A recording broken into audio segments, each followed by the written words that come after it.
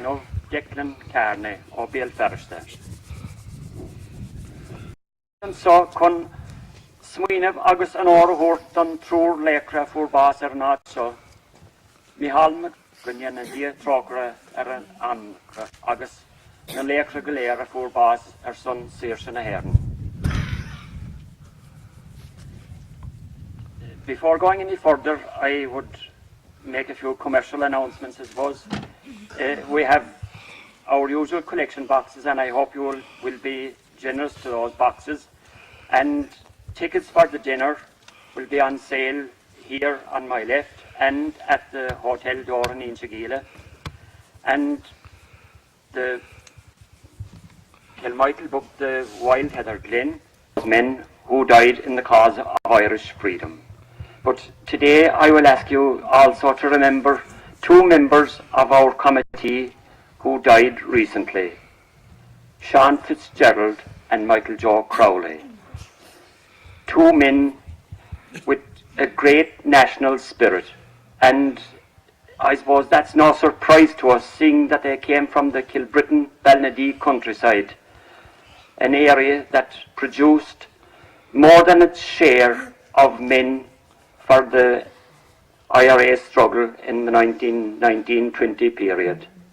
And it's no surprise then that those two men were neighbours and great friends, and that they had a great interest in this committee, and they were two loyal, upright members and always prepared to take on any task that was necessary. Gudjana Dia Trokra and Bertico. And maybe we would have a minute's silence.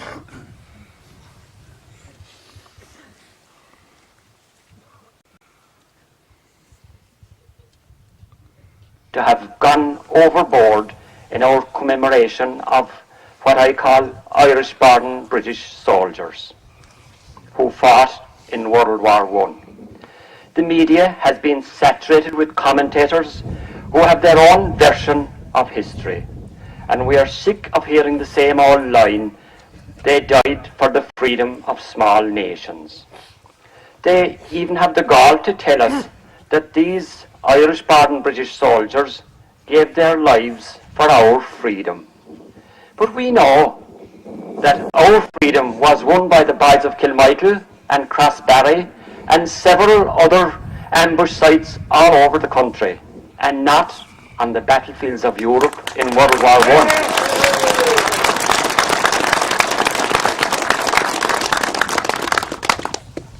Apart from Peter Monaghan, who was killed at Crossbarry, General Tom Barry, and Captain McCarthy, who made the bomb for Rosscarbery Barracks, I can't bring to mind, except I can think of a few others, but no notable characters in that period who were British soldiers originally. So that's pure bunkum. I sometimes wonder, do these writers know anything about history? Do they know that just 2% of these Irish were prepared to accept freedom and join a brigade organised by Roger Casement to fight for Irish freedom? And do they know that at Roger Casement's trial, some of these fellas came up with evidence to try and convict and eventually execute Roger Casement? I believe that these writers are rewriting history to suit their own thoughts and their own pro-British mentality. And I also wonder, is it in keeping with our national spirit, while there are British soldiers still on Irish soil, that the Lord Mayor of Cork last year saw fit to wear a poppy to a commemoration ceremony and subsequently give the freedom of the city to John Major, who did little or nothing for the cause of Irish freedom or justice or peace, and whose party brutalised the people of this country for generations, I could say, and would still do so, I'm sure, if they had the opportunity. The present Lord Mayor seems to be following on the same lines. He goes to the trouble of organising a commemoration for these soldiers and getting a concert going in the City Hall, which would not exist at all if these fellows had their way. Does he remember that the comrades of these people who he is commemorating burned that same City Hall in 1920? We pride ourselves in being called the Rebel County, but if present trends continue, I think that Cork City will soon be known as the Imperial City.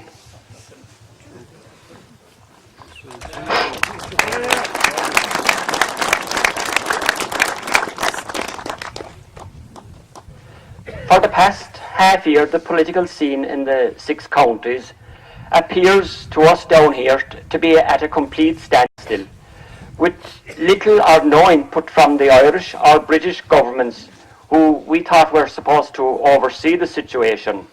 But thankfully the Assembly has met again, and the prospects look brighter. And we look to our Speaker, Declan Kearney, to give us a clearer picture of what's happening and an up-to-date information on what's happening. Declan is from Belfast and a member of the Ard Comhairle of Sinn Féin, and some of you may remember his late father, Oliver, who spoke at Crossbarry a number of years back. And we are looking forward to the same high standard and eloquence today from Declan. So without further ado, I give you Declan Kearney from Belfast.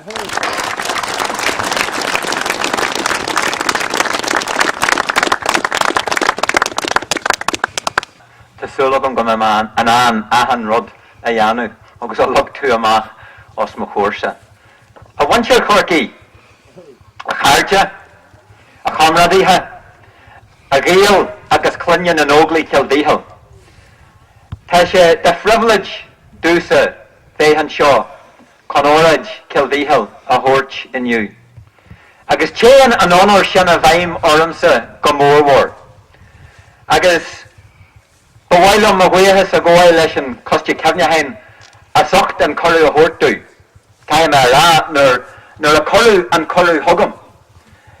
Ní roma ilid as bommate ag smaoinú faoi. So an yahan a rás ad le Sean Kelleher con a rá leis go mé hin brasásta, harabé brasásta hátan seo aniu. So go a míle maigam as an corú le hátan seo aniu. Tá sé de honor dúsa agus tá sé de honor de him féin go an an seo aniu a caint her cean an fartí sogging. It was about 1976 and I had just turned 11. I'm giving you away my age now. And my mommy and daddy had come back from the All-Ireland final in Dublin and they brought me back a present. And the present was Tom Barry's Gorilla Days in Ireland. And I read the book voraciously in the space of a winter days, and I've read it many times since. That and many, many other books, I might add, about this part of Ireland and the struggle for freedom in Cork and West Cork particularly.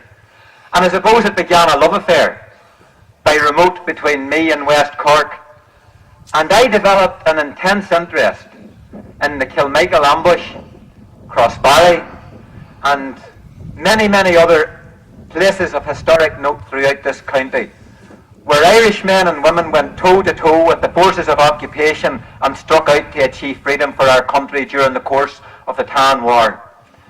So, I have to say, this is a real privilege for me to take the opportunity on behalf of Sinn Féin to speak here today on behalf of the Republican leadership. It's a personal honour for me, and I'm delighted to be here with you all today.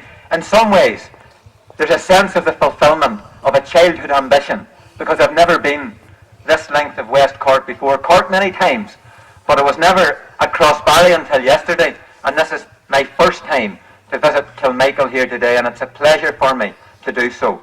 So thanks for the invitation.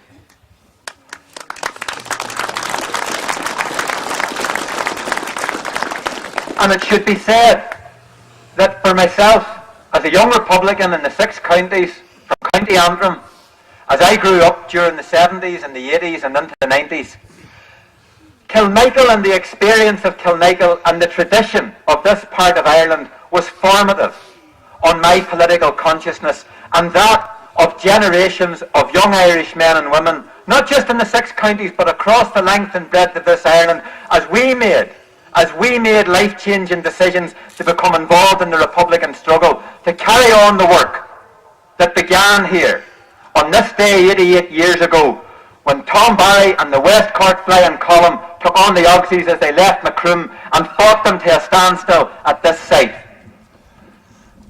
And I want to acknowledge the role of the Commemoration Committee, because while Kilmichael and the history of Kilmichael had a formative experience on my and many other young people's political consciousness, the fact remains that it has been the work of the Commemoration Committee that has ensured that the history and the heritage of this part of Ireland has been kept alive.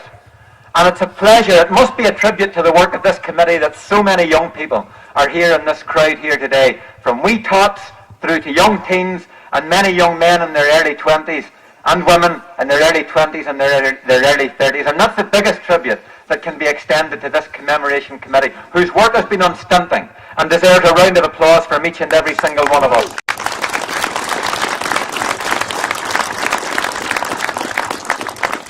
Friends and comrades, it was today 88 years ago, exactly, that 36 volunteers of the West Cork Brigade engaged British forces on this very site. And in its time, the audacity of that battle was inspirational. And it helped to change the conduct of the guerrilla war here in West Cork, and ultimately, it changed the overall direction of the Tan War nationally. And despite the passage of time, the story of Kilmichael, right up till today, remains just as inspirational. And each and every one of us do well to think about that. Because 88 years ago wasn't the day of mobile phones, wasn't the day of modern communications. Far less was it the day where you could jump on a motor and expect to move from one point of the country to the next. It was a day when people walked. It was a time when people walked, when communication was hard, when times were hard, and people had very little to put on the plate. So Ireland was a different place 88 years ago, and that meant that the struggle for freedom and the conduct of war was an entirely different battlefield in that day and age. And the 36 volunteers who comprised that column, which fought at this site, and we should remember this, weren't professional soldiers. Few of them had any real experience of guerrilla warfare. They were assembled as a unit for the first time. For the first time those 36 men came together was a week ago yesterday, beyond in Clogher above Dunmanway, for military training. And on Saturday the 27th, which would have been yesterday, last night, 88 years ago, they broke camp for Minniskeen at about 3 o'clock in the morning. And they marched the 19 miles to this place here in Kilmichael. And it was a bitter night. If you thought last night was cold, it was probably just as cold then. But those men endured driving rain, bitter cold conditions, in the harshest of the weather of West Cork. And they endured that driving rain, and they came the 19 miles on foot to this place. And each volunteer, visualise this, each of those 36 volunteers assumed a firing position around this rugged hillside. Each of them assumed a firing position, and they lay in that position from about 8:15 in the morning until 4 o'clock that afternoon, amidst biting cold, clothes soaked to the skin, and they couldn't move. And 3 volunteers were killed that day. Michael McCarthy, who came here a week ago, 88 years ago, with Tom Barry to work out the detail of the operation. Jim O'Sullivan, and the youngest man in the column that day of 16 years of age, young Pat Deasy. So the Kilmichael ambush has become an enduring part of Republican history. And every year and since, this commemoration pays homage and tribute to the courage, the determination, and the sacrifice of all of those volunteers of the West Cork Flying Column, and its commitment, its stinting commitment to achieve a free and united Ireland. Friends, Kilmichael was a defining point, defining action in the course of the Tan War, and it was followed 4 months later by an equally seminal ambush at Crossbarry. And by 1921, West Cork had become a no-go area for British forces in this part of Ireland. And these and many other engagements in this county left the British occupation forces faced with a fierce resistance to their attempts to quell the desire for Irish freedom. And it's in that celebration of freedom that a diverse spectrum of Republicans' opinion unites here every year to honour the men of Kilmichael and stand in solidarity with their families. And it's right that this is so. We from Sinn Féin, those from Fianna Fáil, other Republicans and other independents. It is right that we come together, and Sinn Féin commends and welcomes that kind of unity.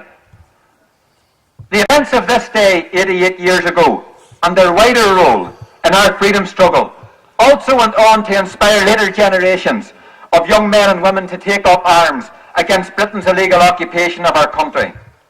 And just as in the Tan War, 80-odd years ago, young Cork men have also paid the ultimate sacrifice. And in more recent times, Tony Ahern and Dermot Crowley from Cork City were killed in the 1970s in Fermanagh and in Tyrone. And Jamin O'Deal, shot dead in London in the 1990s, is buried here in nearby Timoleague Cemetery.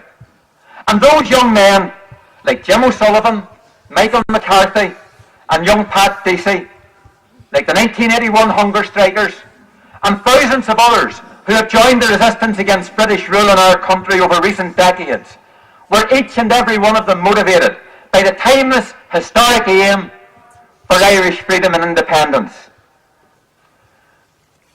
Acharja, the struggle in our country in pursuit of outstanding national and democratic objectives has passed through many phases since 1920. Partition and the denial of national independence were wrong then. And today, friends, partition and the continued denial of national independence are still wrong in 2008.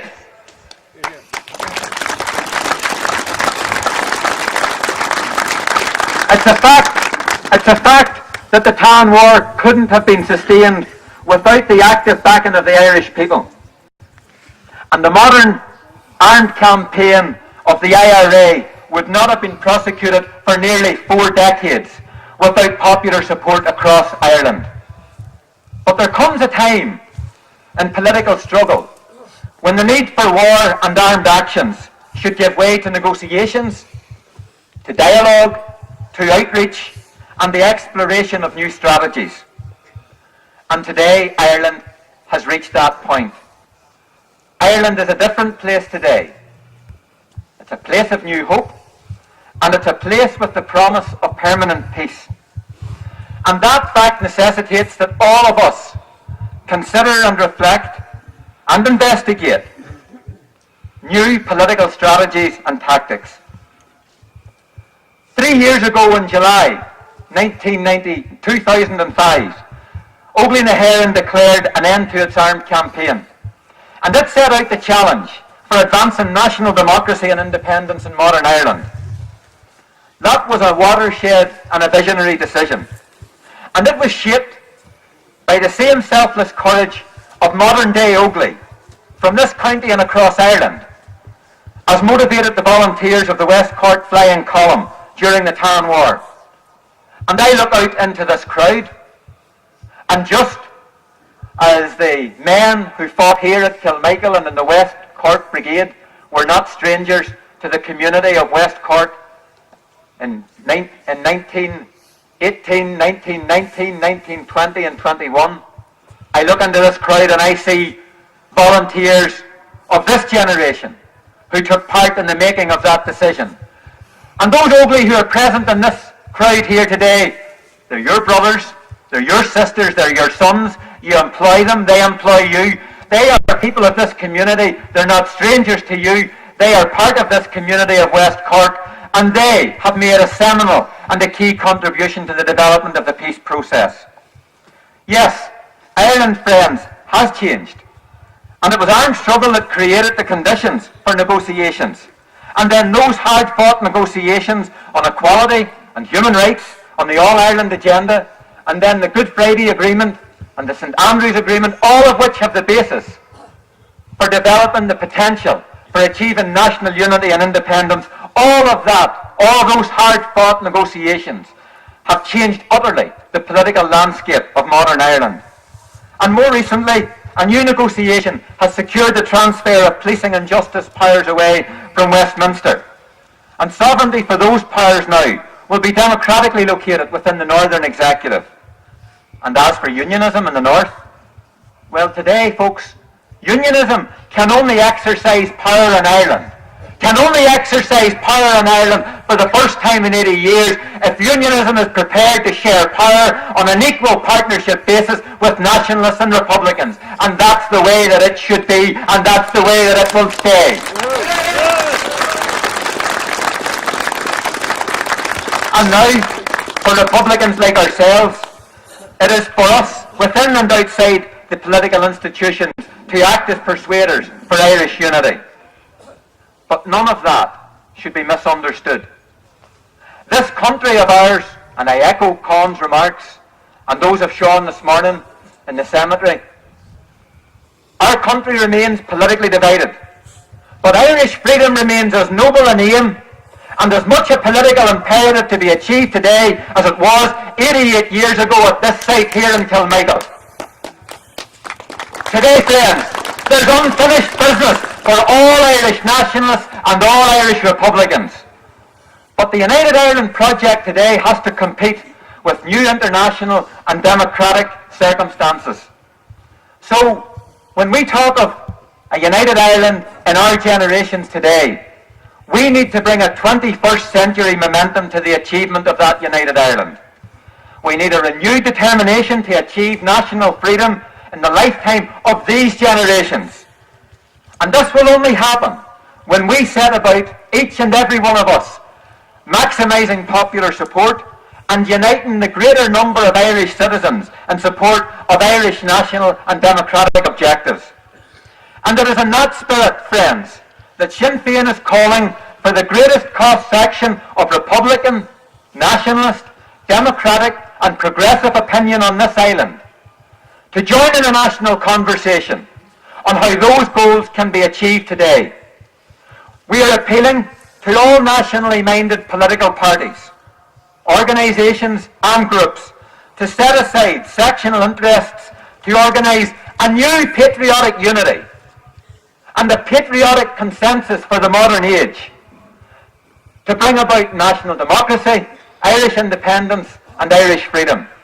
And as a contribution to that work, we invite each one of you to join with us in our celebration of the 90th anniversary of An Céad Dal in the Mansion House on the 21st of January this year coming 2009. Acharja, in recent times, establishment politicians in this state have used a call to patriotic duty. I stand corrected. They have made they've taken the chance and used the opportunity to make a call to patriotic duty, to conceal and distort economic cutbacks and decisions which are the very antithesis of decent standards of living, justice and equality in this part of Ireland. And I say that those establishment parties, those establishment politicians have forfeited the right to counsel on what democratic and patriotic duty should be, and they've done that because they traded patriotic duty for cut-and-blow, hair-dry politics in the last course of years. Who in their right mind can say that patriotic duty equates with any notion that young girls should be refused the right to cancer vaccines, denying children decent education conditions, attempting to take pension rates from our elderly, preventing our young people from the right to buy and to own a house, or running down the livelihoods of small dairy and than ever before to achieving Irish independence. But now we face the most challenging and difficult phase of the long road to freedom. Be sure of this. The key to successfully achieving Irish independence today now rests squarely in this state. The front line of the independence struggle is no longer in the 6 counties. The political front line for Irish independence in 2008 has expanded to Cork. It's in the south. It's throughout all of Munster, Connaught and Leinster. If our generations mirror the commitment of the Kilmichael volunteers, we can achieve the dream of Irish freedom. And we can change. Ordinary people like us can change the direction of Irish politics. But only if we commit to making bold moves also, which are going to make the political and the strategic difference.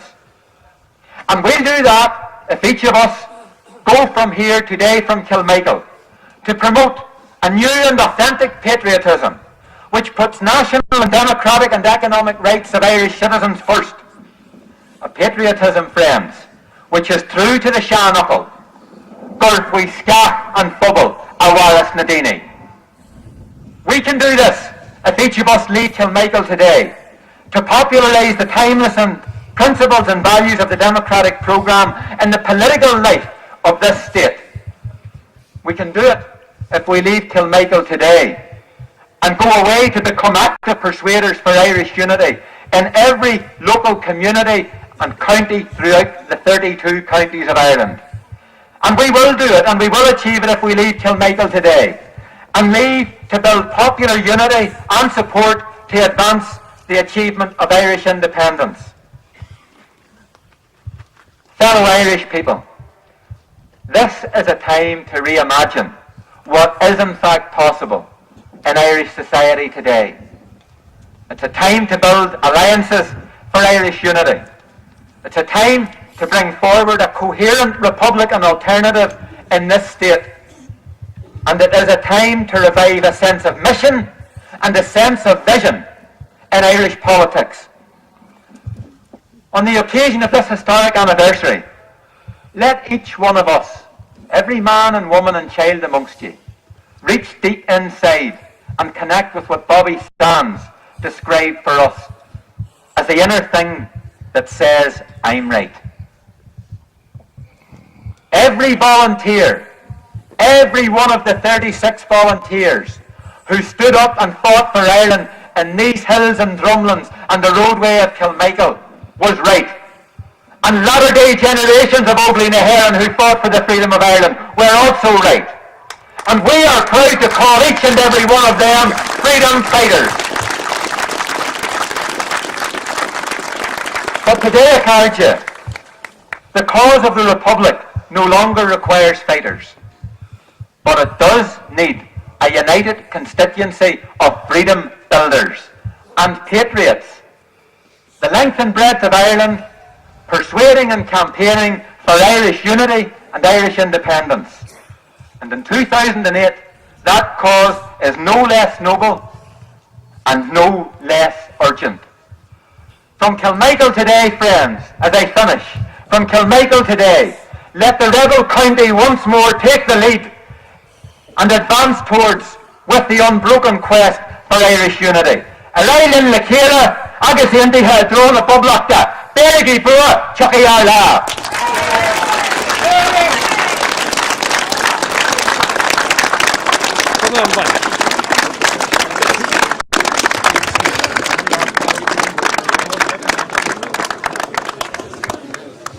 Thanks very much, Declan, for a very